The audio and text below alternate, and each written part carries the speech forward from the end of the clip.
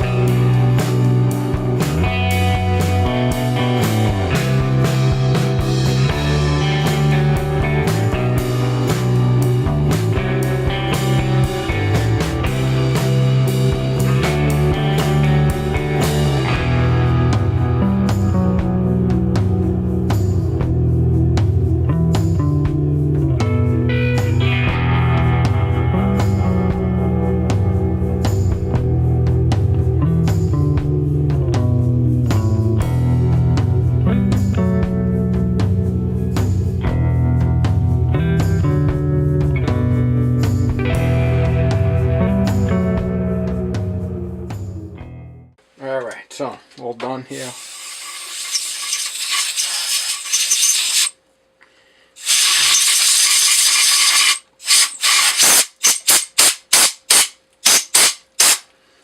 Okay, so I'll just bring this back on the lathe and part that off. I touched on that a little bit. Alright, get that deburred a bit and part that off on the lathe.